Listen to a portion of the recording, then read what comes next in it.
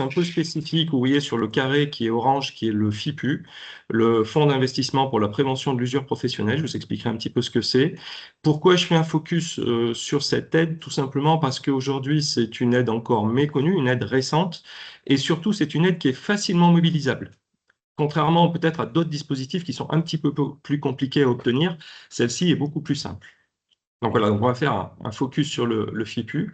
Et puis, au-delà de vous les expliquer, c'est aussi vous expliquer comment déposer un dossier pour pouvoir les obtenir. Voilà.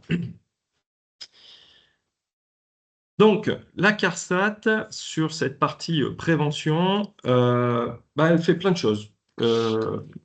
Elle fait du conseil au travers voilà, des ingénieurs conseils ou des contrôleurs de la CARSAT que vous pouvez rencontrer sur le terrain. Hein. Ce sont des gens qui sont des personnes assermentées, il faut le savoir. Donc, c'est des gens qui ont une carte tricolore. S'ils se pointent dans votre entreprise, vous ne pouvez pas les empêcher de rentrer. Hein, sinon, c'est considéré comme un délit d'obstacle. Et l'amende, elle est à 32 000 euros. Donc, il vaut mieux les laisser rentrer. En sachant qu'ils sont plutôt sympathiques. C'est pas l'inspection du travail. Hein. C'est pas on n'est pas du tout sur la même philosophie. Il faut voir la CARSAT comme un assureur. Hein. Ils assurent les risques professionnels. C'est eux qui indemnisent quand il y a des accidents ou des maladies professionnelles. Donc eux, ils viennent là pour faire de la prévention, pour éviter que les gens se fassent mal. Donc ils n'ont pas l'optique contrôle. Ils ont plutôt l'optique prévention. C'est-à-dire qu'ils vont visiter, ils vont vous faire des conseils. Bon, s'il y a des choses dangereuses, ils peuvent aller sur ce qu'on appelle des injonctions, hein, c'est-à-dire des obligations à faire, mais c'est pas le premier truc qu'ils font. Le premier, c'est vraiment le conseil. Hein. Ils sont plutôt pédagogues. Donc, conseil technique. La CARSAT propose aussi des offres de formation. Il y a un catalogue de formation. Alors, je ne l'ai pas mis aujourd'hui, pareil, dans la présentation, mais si ça intéresse certaines personnes, je pourrais vous le communiquer. Donc, formation à tous les niveaux, dirigeants, salariés, etc., référents sécurité. Une particularité de la CARSAT Rhône-Alpes, c'est qu'on a un laboratoire de mesures physiques qui est le principal laboratoire des CARSAT françaises. C'est vraiment le laboratoire de référence. Donc, pareil, moi, ça m'est arrivé pour des adhérents CPME de faire intervenir le laboratoire de la CARSAT pour faire des mesures en entreprise. C'est des choses qui peuvent se faire. Hein. J'étais sur une problématique de poussière d'aluminium dans une fonderie et avec une difficulté pour savoir comment protéger les salariés. La première étape, déjà, c'est de mesurer. Et donc, pour ça, j'ai fait appel au labo de la CARSAT. Donc, c'est des choses qui peuvent être possibles. La CARSAT met à disposition sur son site internet beaucoup aussi de guides. Alors en parallèle, vous avez Amélie, hein, c'est la même chose, hein, mais les liens se font entre les différents sites. Les guides, les recommandations, les liens vers des choses de l'INRS, pareil, il y a énormément de documentation.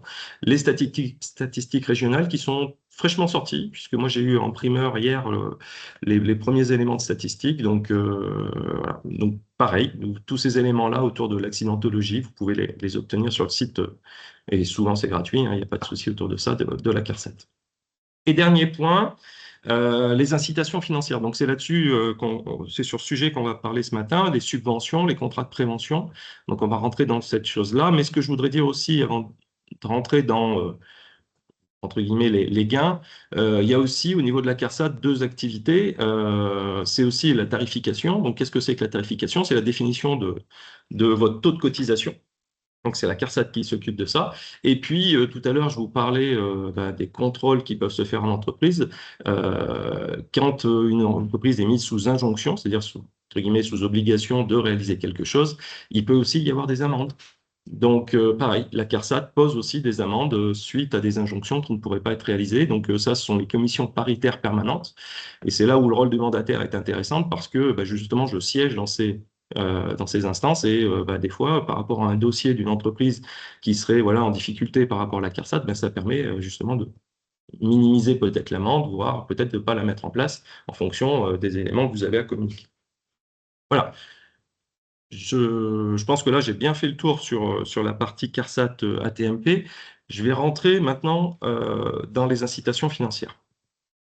Donc, avant de rentrer dans qu'est-ce qu'on peut avoir comme argent, je vais déjà vous expliquer qu'il y a un certain nombre de critères pour pouvoir les obtenir. Les critères de base, classiquement, après des fois sur certaines aides, il y en a des supplémentaires, mais voilà ce qu'on demande. On demande que l'entreprise soit au régime général. Alors, il y a aussi des choses qui sont pour les indépendants. Hein, voilà. mais souvent, ces aides sont plutôt au régime général. Il y a parfois des conditions d'effectifs. Donc, il y a des aides différentes selon les effectifs. Donc là, vous verrez que je vous présenterai au moins 2 dispositifs avec des seuils d'effectifs différents. Il faut être à jour de ses cotisations URSSAF, sinon, bien sûr, on ne peut pas avoir droit à une aide. Souvent, ben, on demande soit une attestation sur l'honneur, soit la communication du document unique, comme quoi il existe et il est à jour, hein, souvent de moins d'un an. Il faut adhérer à un service de santé au travail. Voilà. Il ne faut pas être sous contrainte, c'est-à-dire qu'il ne faut pas être sous injonction. C'est-à-dire quelqu'un qui, la CARSAT aurait mis une injonction, ben, on ne peut pas bénéficier de l'aide, hein. C'est-à-dire qu'il vaut mieux agir avant en prévention plutôt que d'attendre d'être sous contrainte, parce que là, après, on ne peut plus l'avoir, l'aide. Donc, face à une problématique, il faut toujours agir avant. Et puis, dernier point, il y a un plafond maximum, on en parlera juste après, c'est à peu près 300 000 euros. C'est-à-dire que si on a bénéficié dans les 3 années précédentes de plus de 300 000 euros d'aide, ben, forcément, on ne peut plus avoir droit. Bon. Donc ça, c'est les critères classiques. Et dans certaines aides, il y a aussi des éléments d'explication à donner autour du projet qu'on veut mettre en place. Et bien sûr, la caisse va regarder si le projet est cohérent pour pouvoir donner l'aide.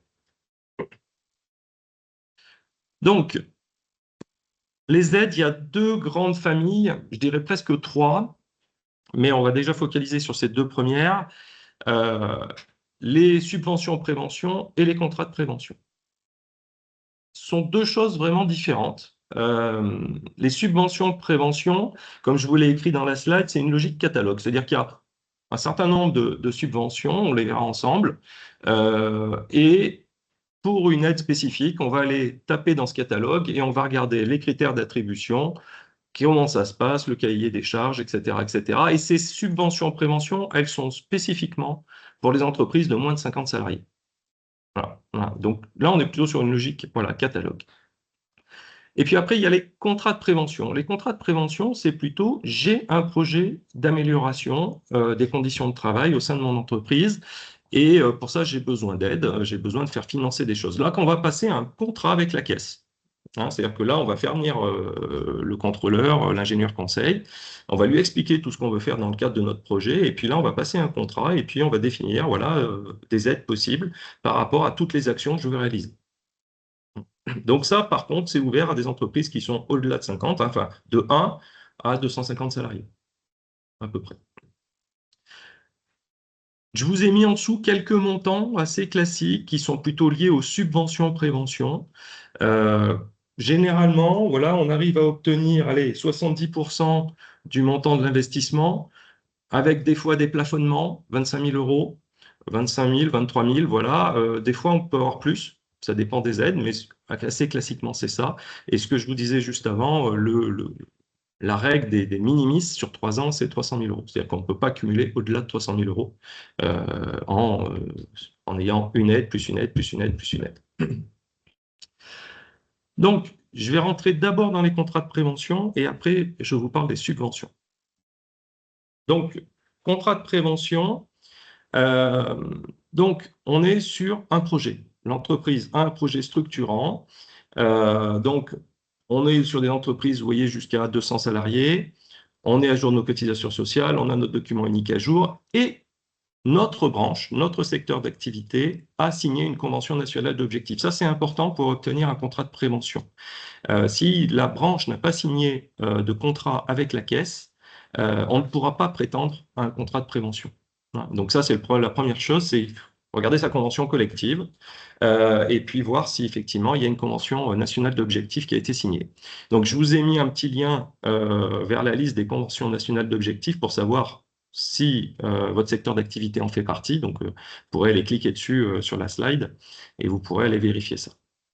Qu'est-ce qu'on peut financer avec ça? Bah, plein de choses en réalité, des équipements, des actions d'ergonomie, de la formation, de la prévention, des adaptations d'organisation du travail. Dans certains cas, on peut même financer le salaire d'un quelqu'un en interne qui va travailler par exemple sur les troubles musculo-squelettiques. Voilà, il y a beaucoup de choses qui peuvent être financées. Comment on va obtenir cette aide? Ben voilà, on contacte la caisse, on contacte l'ingénieur conseil en charge du secteur d'activité de votre entreprise. Vous lui présentez le plan d'action, voire vous le corrigez avec lui. Ça va faire l'objet d'un contrat avec signature de la caisse et de vous. Et puis après, vous réalisez vos investissements. Alors, ce qu'il faut savoir, c'est que dans le cadre des contrats de prévention, on est sur de l'anticipatif, c'est-à-dire que vous présentez votre projet, vous présentez les devis, la caisse va verser et vous faites l'investissement après. Ce qui est différent des subventions dont je vous parlerai après, où là, des fois, il faut faire l'investissement d'abord et il faut présenter la facture payée pour obtenir le financement de la caisse. Là, on est plutôt sur l'anticipatif, donc la caisse paye en amont. Donc, elle verse l'aide et après, on réalise l'investissement. Donc, ce que j'ai mis en bleu dessous, la différence entre les subventions et les contrats de prévention. Les subventions, c'est quelque chose de particulier, de ciblé, de bien spécifique. Le contrat, c'est plutôt une démarche qu'on vient financer et qui peut porter jusqu'à 3 ans. Les subventions. Les subventions, donc, c'est le catalogue. Le catalogue, je vais vous le présenter, mais on peut regrouper déjà les différentes offres sous 6 grandes parties. Des actions autour des chutes, des actions autour des risques chimiques, des actions autour de la formation, des problématiques de construction, des risques ergonomiques et des risques psychosociaux. Donc, ce sont les 6 grandes thématiques.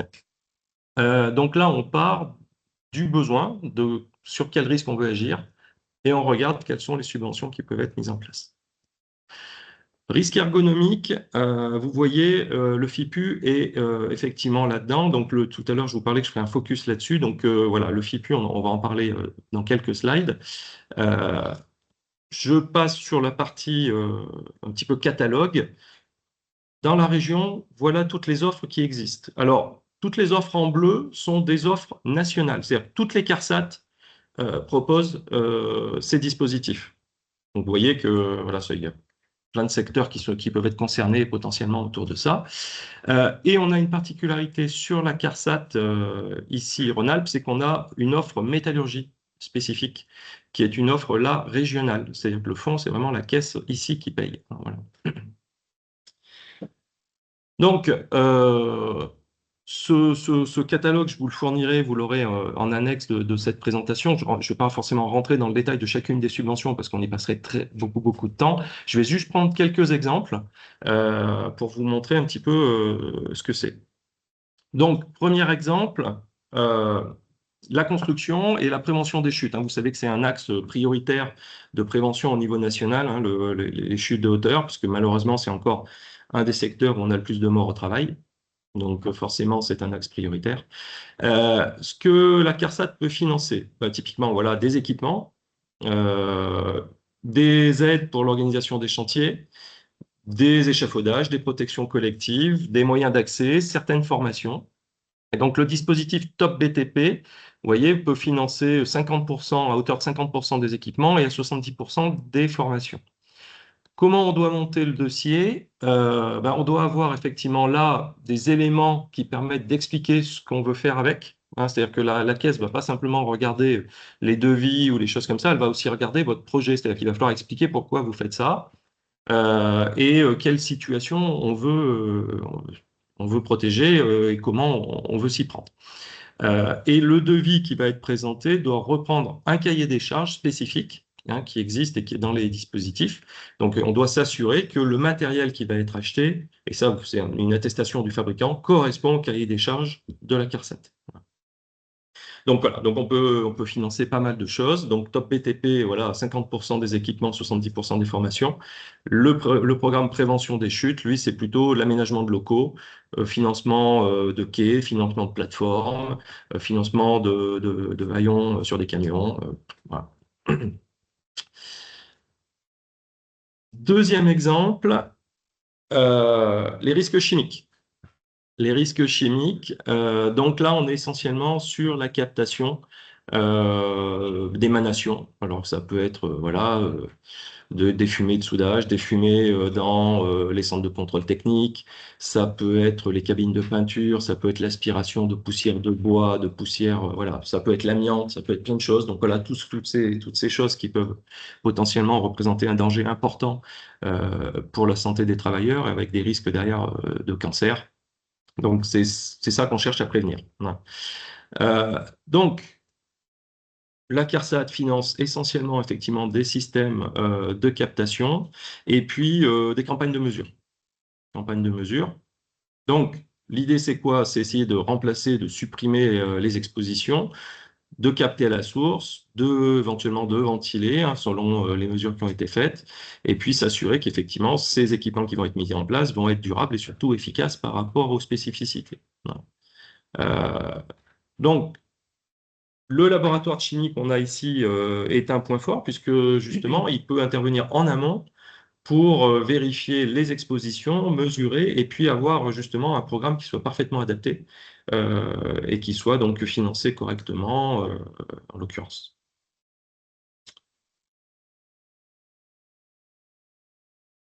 Troisième point, risques psychosociaux. Risques psychosociaux, je l'ai mis parce que c'est un programme qui était alors peu sollicité jusqu'à maintenant, qui l'est de plus en plus. Malheureusement, effectivement, la problématique des risques psychosociaux gonfle dans toutes les institutions, quelle que soit l'activité.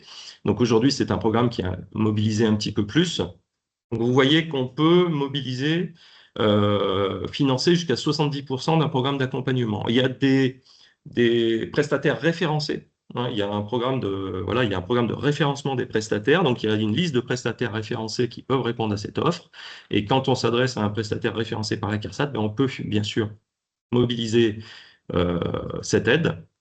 Et ben, l'idée, c'est de faire des diagnostics et puis bien sûr d'accompagner sur le plan d'action et la mise en œuvre spécifique autour de ça. C'est pas simplement de faire une photo et puis de vous dire, allez, bonne chance, débrouillez-vous. Non, l'idée, c'est vraiment d'accompagner sur, si possible, le plus long terme pour pouvoir corriger les situations de travail. Le minima de subvention, c'est 500 €, mais bien sûr, ça peut monter au-dessus. Donc, on est bien sur un diagnostic, une mesure et ensuite un accompagnement. Et il faut le différencier des expertises qui pourraient être faites par les élus du personnel. On n'est pas du tout sur les mêmes choses, hein. Voilà, les élus du personnel, on est sur des expertises un petit peu différentes. Là, on est vraiment sur une prévention, hein. Je redis, c'est encore un but de prévention. Donc voilà, trois exemples de fonds qui sont aujourd'hui mobilisables. Alors, un petit focus, je vous disais, sur le FIPU, le fonds d'investissement pour la prévention de l'usure professionnelle. Alors, peut-être faire un petit peu d'histoire autour de cette subvention. Cette subvention, elle est liée à la pénibilité au travail. Donc, pénibilité au travail, je reviens, alors là, je reviens en arrière. Cette pénibilité au travail a été mise en place à l'origine lors d'une précédente réforme des retraites, parce que, ben, comme vous le savez, il y a une problématique d'allongement de l'âge de départ à la retraite. Et donc, les partenaires sociaux, à un moment donné, se sont dit, c'est bien d'allonger l'âge de départ à la retraite, mais à un moment donné, il y a des professions qui sont un peu plus exposées que d'autres, qui souffrent un peu plus que d'autres.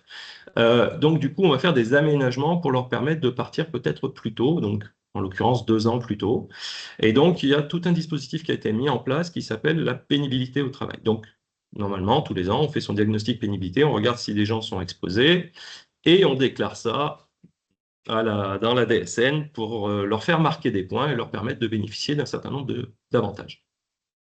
Très bien. Réforme des retraites du premier quinquennat Macron. Le diagnostic, enfin, le dispositif pénibilité qui avait été mis en place est assez complexe. Pour pas dire, pour certains points, c'est une usine à gaz. Je vais le dire comme ça, hein. Vous avez au moins 2 polytechniciens et un énarque qui se sont penchés sur la question et qui ont fait un truc qui est très compliqué. Donc, du coup, il y a un certain nombre de points de ce dispositif qui ne marchent pas. Bon, très bien. Donc, du coup, qu'est-ce qu'on fait? Et donc, du coup, on neutralise une partie de ce dispositif de pénibilité, et en particulier sur tout ce qui touche à l'ergonomie. Et ça reste comme ça un certain temps.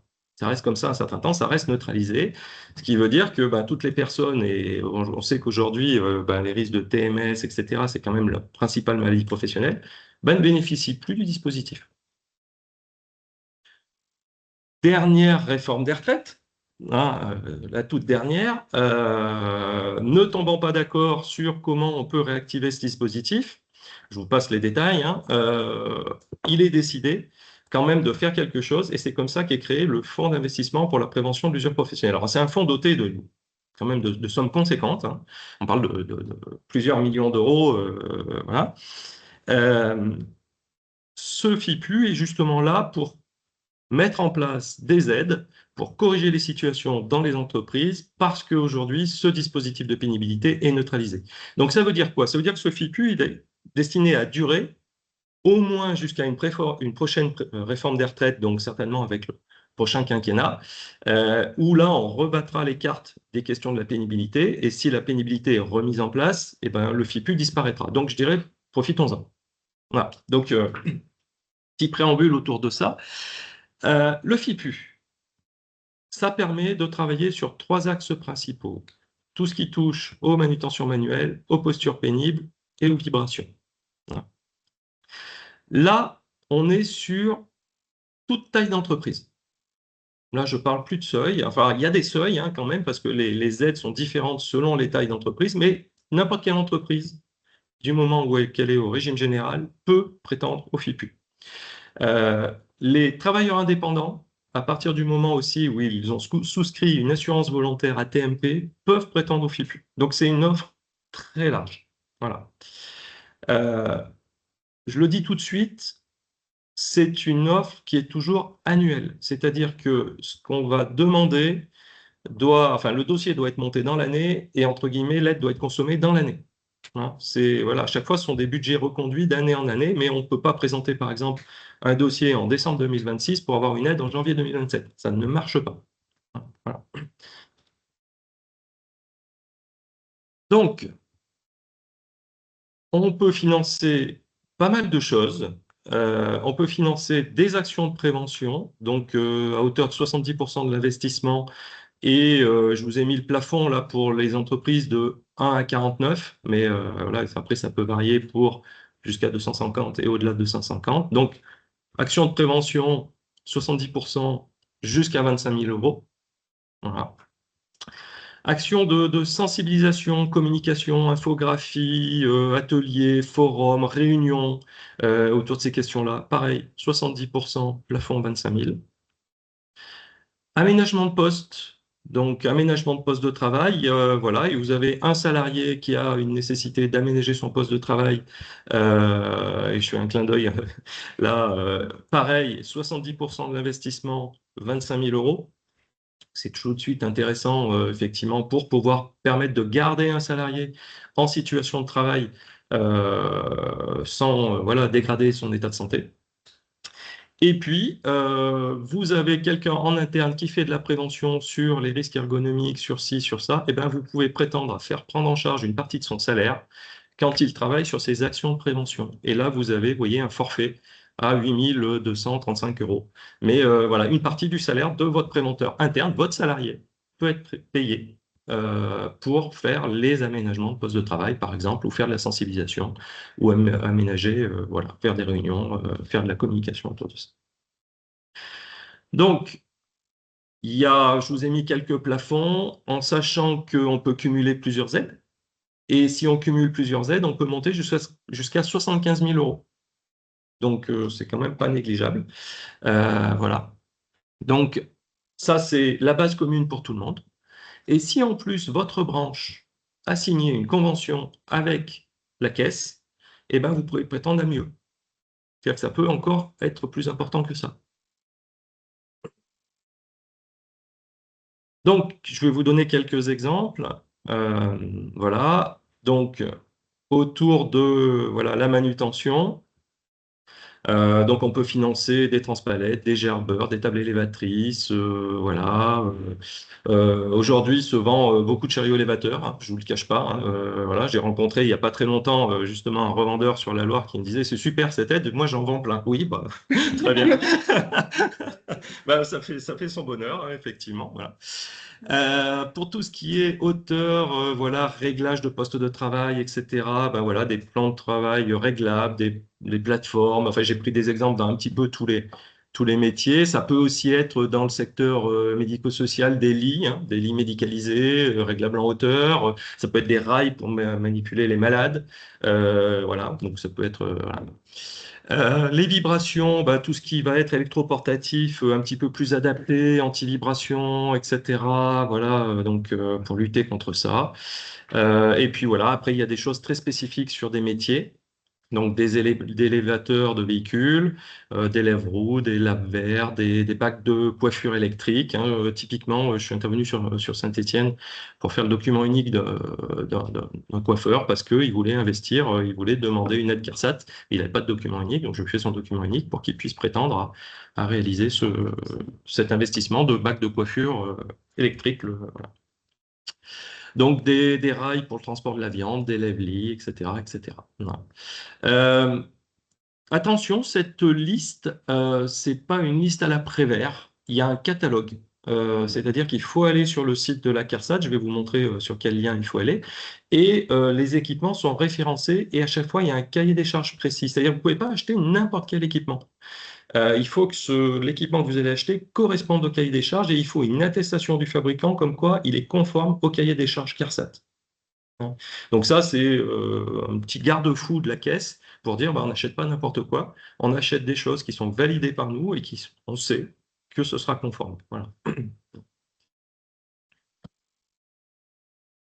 Donc ce FIPU, si vous voulez avoir un petit peu plus d'informations sur ce FIPU, je vous mets ici, voilà, c'est la page de la CARSAT Rhône-Alpes et je vous mets le lien sur lequel vous pouvez aller consulter un certain nombre d'informations et vous verrez que selon les tranches d'entreprise, voilà, il y a des petites spécificités, il y a le catalogue justement des équipements, voilà, vous avez la plupart des informations.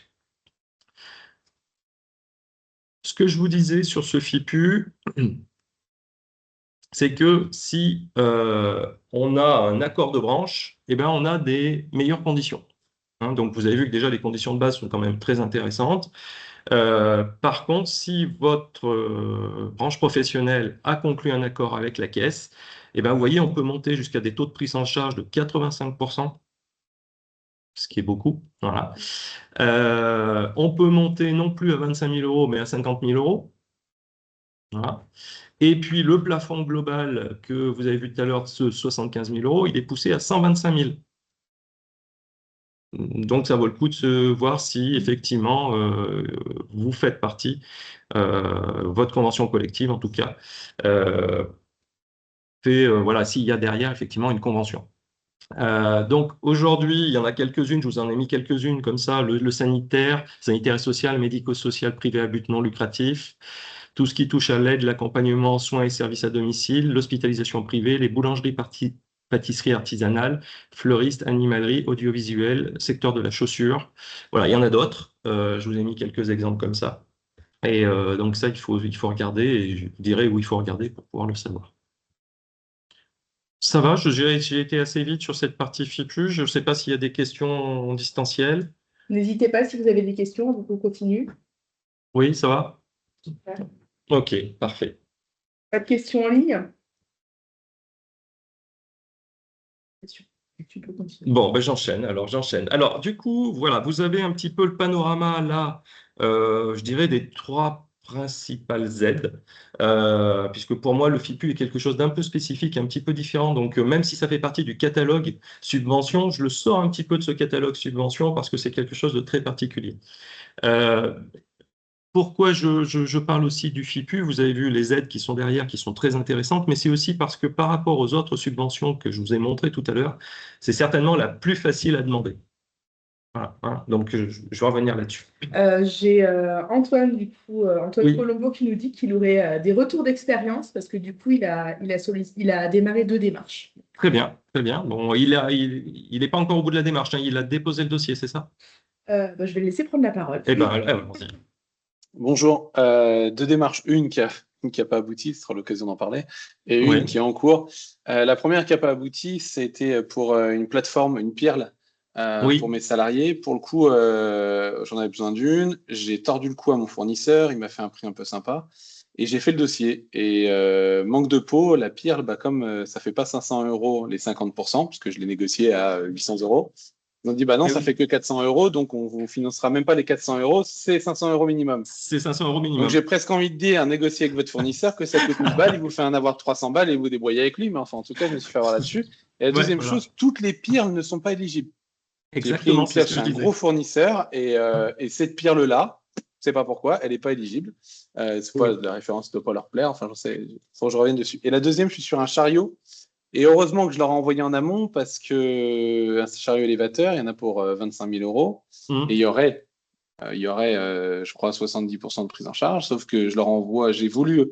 En fait, on peut pas faire le dossier si on n'a pas la facture en ligne. C'est Donc, ça. pour le coup, je sais pas par quel moyen, mais j'ai pu les avoir directement et je leur ai envoyé le devis. Et ils m'ont dit, bah, faut vérifier que le siège ait cette référence-là et que ça soit limité à 5 km/h, mais c'est surtout le siège, en fait. Et ça, il Mhm. n'était pas prévu par la société qui l'avait fait. Donc Mhm. voilà, le retour d'expérience, bien envoyer le devis en amont pour valider le mode, parce que franchement, quand tu dis il y a une liste qu'on peut consulter, la liste, on l'a consultée, elle est incompréhensible.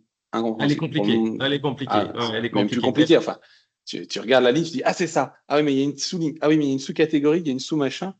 C'est trop Ouais, compliqué. et ce qu'il Voilà, faut savoir, c'est mais vraiment c'est faisable. que, ouais, ce témoignage est très intéressant, justement, je te remercie, parce que ce qu'il faut savoir, c'est qu'il vraiment, il faut coller au cahier des charges de la caisse.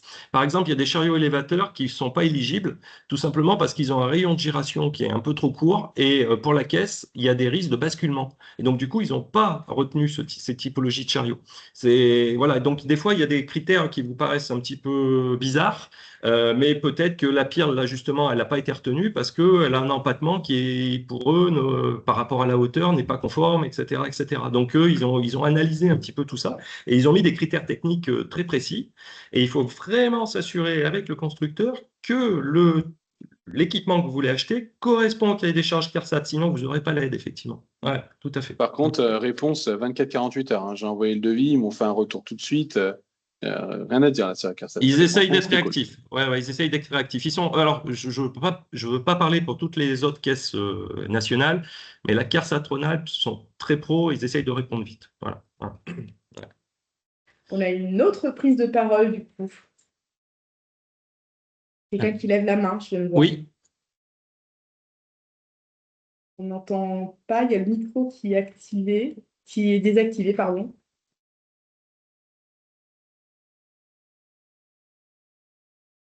donc alors, on verra si voilà, si la personne veut intervenir. Juste pour rebondir, et là, l'exemple qui vient d'être donné est particulièrement parlant, c'est qu'il ne faut pas hésiter à prendre contact avec la caisse. C'est-à-dire que vous avez un projet, quelle que soit le typologie de subvention, etc., contactez la personne en charge de votre structure. Hein. Vous avez forcément voilà, un ingénieur conseil ou un contrôleur CARSAT qui s'occupe de votre entreprise. Vous ne le voyez pas forcément parce que vous n'êtes pas une entreprise à problème, donc il ne vient pas vous voir, mais vous en avez un. Et il ne faut pas hésiter à les contacter pour leur demander conseil. En disant, j'ai un projet, je voudrais faire ça. Et donc, du coup, ça évite effectivement de partir sur une mauvaise piste et puis après de se voir refuser une subvention, quoi. Voilà. Donc, comment on dépose un dossier? Comment on dépose un dossier? Bon, vous avez identifié un risque, c'est inscrit dans votre document unique, voilà. Vous avez visé une aide hein, par rapport à ça. Hein. Donc, vous allez voir le simulateur, vous allez voir, je vais vous expliquer comment on peut voir ça. Hein. C'est sur Net Entreprise, donc c'est assez facile. Vous allez constituer votre dossier. Vous avez constitué votre dossier soit sur la base de devis pour certaines aides, soit sur la base de factures acquittées dans certains cas. Vous allez bien sûr regarder, peut-être rédiger un cahier des charges, vous allez peut-être devoir fournir des justificatifs. Hein, sur certaines aides, par exemple, votre document unique, vous devez le communiquer. Sur d'autres, c'est juste de l'attestation sur l'honneur. Vous devez fournir une attestation de vigilance sur SAF. Vous devez, voilà. Donc, ça dépend un petit peu des typologies de subventions. Vous allez le déposer en ligne. Je vous dis maintenant, c'est plutôt très bien fait. Hein. Vous allez sur Net Entreprise, sur votre compte entreprise, et puis vous allez pouvoir déposer votre demande de subvention en ligne. Vous n'avez pas besoin de vous déposer, partir à la caisse avec votre dossier papier. Hein. C'est fini, ça, on oublie. Et puis après, ben, la caisse va vous répondre. Hein, voilà. Donc, sur la base de votre dossier, elle va vous dire, bah, OK, on prend en charge, on ne prend pas en charge. Et les aides sont versées assez rapidement. Hein. Il n'y a pas de souci autour de ça. Donc, Pour anticiper les pièces, voilà, les pièces à fournir, attestation de vigilance sur SAF, document unique à jour, les factures conformes au cahier des charges de la caisse, voilà. Et puis le RIB, bien sûr, hein, si vous voulez obtenir le versement, il vaut mieux fournir votre RIB. Et puis un certain nombre, des fois, d'éléments complémentaires. Comment on fait pour déposer une demande de subvention? Eh bien, c'est très simple. Vous voyez, vous allez sur Net Entreprise, et puis là, je vais vous montrer un petit tuto dont je vous ai mis le lien ici. Tout est expliqué. Je vous laisse observer.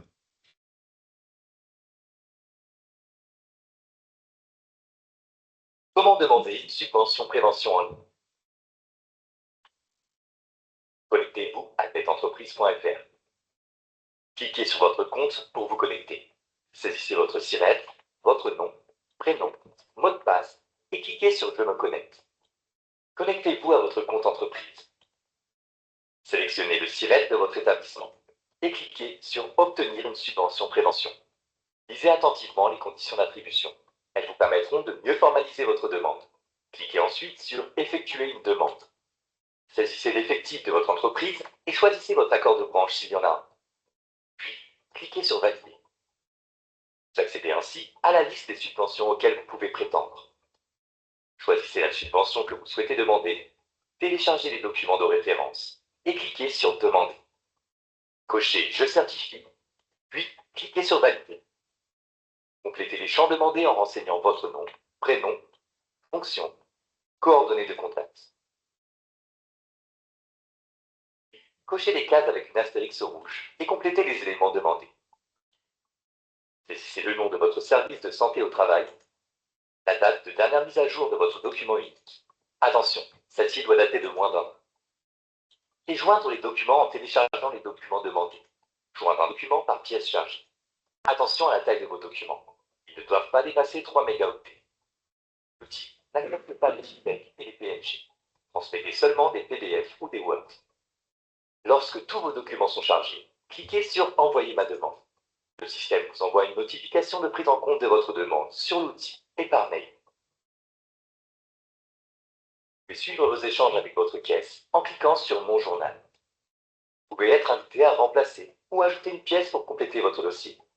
Toute demande de la caisse vous est également notifiée via le mail que vous avez indiqué. Pour remplacer une pièce, il suffit de cliquer sur Ajouter, Remplacer pièce. Celle à remplacer sera indiquée à droite. Chargez la nouvelle pièce en cliquant sur Parcourir. Lorsque la pièce est chargée, cliquez sur Envoyer les éléments. Sur cette page, vous pourrez ensuite consulter votre demande et suivre le traitement de votre dossier jusqu'à la réalisation du paiement. Voilà, donc vous voyez, c'est assez simple. Hein, ils ont plutôt bien travaillé, c'est-à-dire qu'ils ont bien simplifié les choses. C'était beaucoup compliqué encore il y a quelques temps, et là, ils ont bien simplifié les choses. Et je dirais, j'y vois un double avantage. Déjà, tout est en ligne et c'est plutôt facile et les échanges sont facilités. Mais surtout, déjà, rien qu'en renseignant les premiers champs, votre SIRET, votre convention collective, vos effectifs, ben, vous savez à quelle subvention vous pouvez prétendre. Donc, vous avez déjà le catalogue, entre guillemets, adapté à votre structure. Donc ça, c'est vraiment, voilà, de la présentation générale que je vous ai fait, vous pouvez aller très rapidement sur la présentation spécifique de ce à quoi vous pouvez prétendre, vous, entreprise, en allant directement sur Net Entreprise. Donc voilà, donc n'hésitez pas à le faire.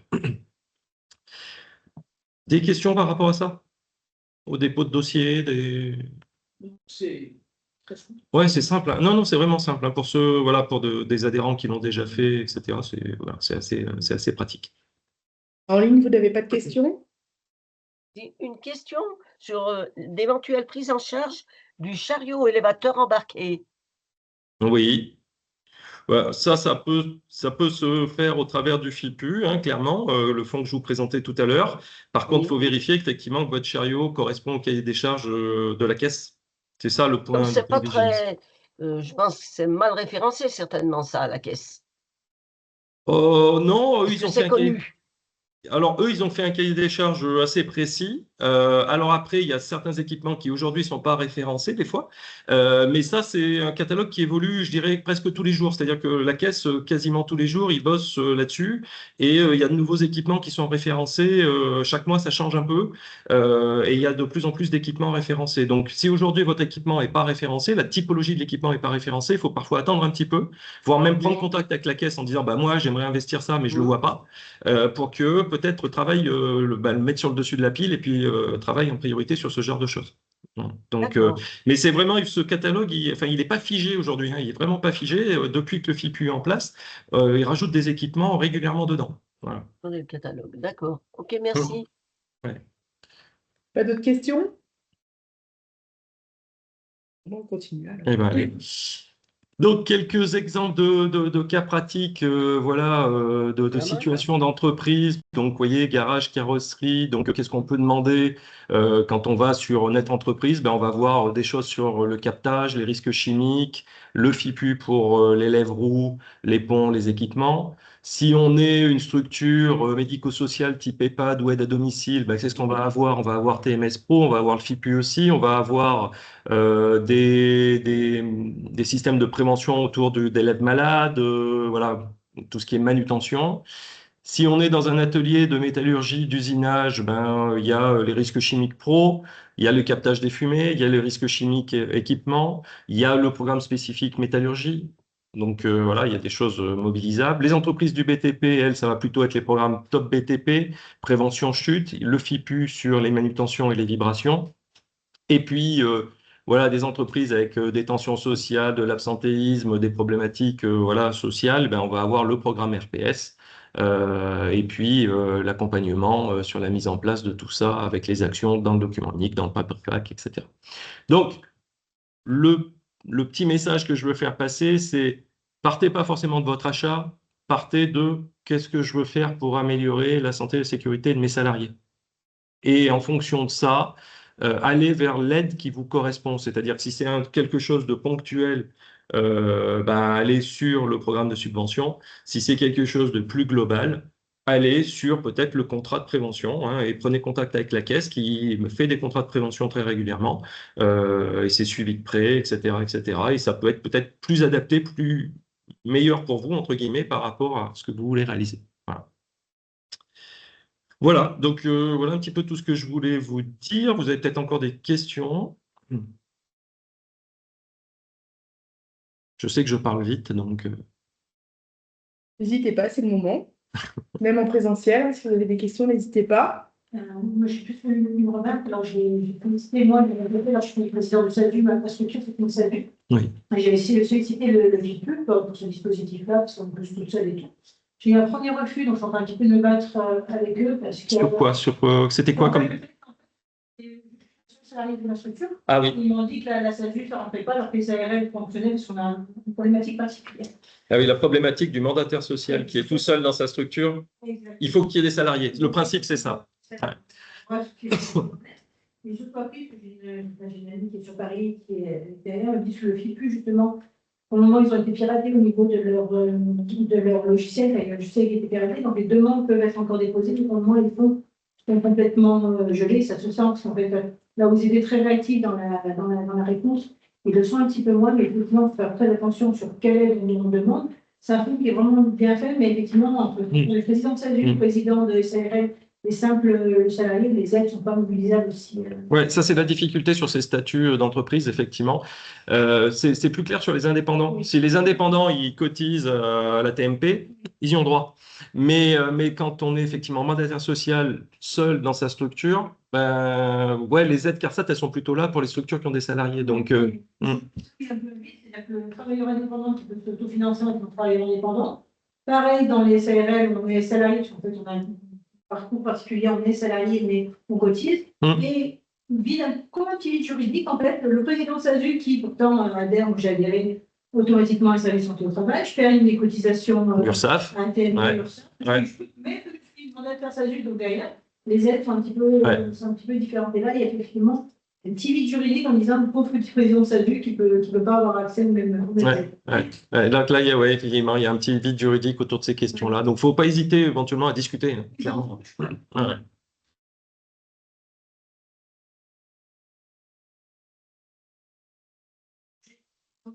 Le problème de Pierre-Yves, et là, vous ferez redescendre, en fait, je voudrais vraiment vous expliquer un peu les choses, la situation, en disant, mais en fait, moi, je vous demande de m'aider, parce que, pareil, hein, je suis toute seule, mon ergonomie, quand je suis en train de me développer, hein, les risques, c'est les risques routiers, chaque fois que je me déplace en formation, et quand je suis assis sur ma table pendant 7 heures à faire mes cours, l'ergonomie, en fait, je dis, mais aidez-moi, en fait, à venir gérer mon ergonomie, donc, je suis dans une petite structure, je suis en train de leur expliquer, en gros, que je veux avoir à peu près le même, comment dire, configuration, travailleur indépendant, mais m'aider à gérer mon ergonomie, mais pour le moment, en fait, non, vous êtes dans une SASU, donc vous n'êtes pas dans une SASU.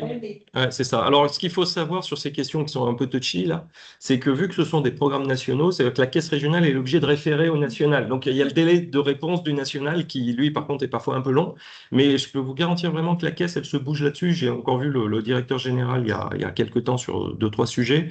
Vraiment, il a la volonté de faire avancer les sujets. Vraiment, on a une région qui se bouge pour ça, mais ils sont tributaires du national. Donc, il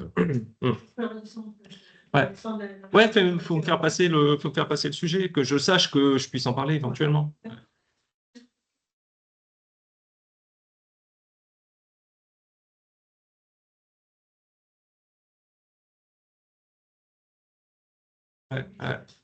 Et là-dessus, sur les demandes, c'est d'une clarté terrible. Effectivement, ils sont réactifs parce que à chaque fois, la première demande, j'ai une réponse dans les 48 heures. Oui. Le premier refus, 48 heures. Et vraiment, on a une caisse qui n'est pas là pour retenir les fonds, quoi. Elle est là pour les donner, quoi. Voilà. Si vous rentrez dans les trucs, que vous remplissez les conditions, ils vous le donnent. Ils ne vont pas chicaner. Voilà, leur but, c'est vraiment de faire de la prévention. Ils sont vraiment dans cette optique. Donc, si vous en avez besoin, vous remplissez les conditions, vous l'aurez, quoi. Voilà. Autant, je ne dirais pas ça de toutes les caisses nationales, mais ici, effectivement, c'est ça. Voilà. D'autres questions en ligne? Et puis, on est là pour donner un coup de main quand il faut. Je crois que tu as été très, très clair. Oui, bon, très bien. Alors, je vais vous... Bien sûr, cette présentation va vous être transmise. Et puis, je vais annexer à cette présentation quelques éléments pour pouvoir approfondir ce que j'ai dit. Donc, vous avez un PowerPoint de la CARSAT spécifique sur le FIPU mis à jour, là, vous voyez, tout dernièrement, en février 2026. Vous aurez le cahier des charges techniques des équipements, donc la fameuse annexe du FIPU qui permet de dire ouais, je veux acheter ça, est-ce que ça rentre dedans? Vous aurez un guide spécifique sur les contrats de prévention. Je veux faire un contrat de prévention, comment je dois m'y prendre? Donc, vous avez un guide en plusieurs pages qui explique bien comment on s'y prend. Pareil, c'est la CARSAT locale qui l'a faite. Un PowerPoint sur le programme de subvention, où là, vous aurez, tout à l'heure, je vous ai présenté une slide avec les cases bleues, mais là, vous avez le détail de chaque case bleue. Hein. Derrière, vous avez tous les éléments. Voilà. Et puis, le dernier, c'est une liste un petit peu des subventions prévention mises à jour ce mois-ci, donc toute fraîche sortie, où vous aurez un document synthétique autour des subventions auxquelles on peut prétendre. Voilà. Donc, voilà, s'il n'y a plus de questions, je ne me reste plus qu'à vous remercier, mais je veux quand même laisser un peu de temps s'il y avait des questions complémentaires. On vous écoute. Potentiellement plus. C'est tout bon. Bon, écoutez, il n'y a plus qu'à fonctionner. C'est ça. Hein. Il n'y a plus qu'à faire. Voilà. Et puis, n'hésitez pas, voilà, s'il y a besoin d'un conseil, s'il y a besoin de... Voilà, la CPME est là et les mandataires CARSAT sont là pour vous donner un coup de main si besoin. Voilà. Merci en tout cas, Christophe, pour ces éléments précieux. En tout cas, je pense que ça va aider un certain nombre de nos adhérents.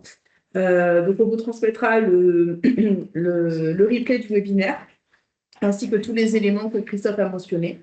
Et puis, si vous avez des questions, comme Christophe l'a dit, n'hésitez pas à nous contacter, on est là pour ça. Voilà. Bonne journée à tous.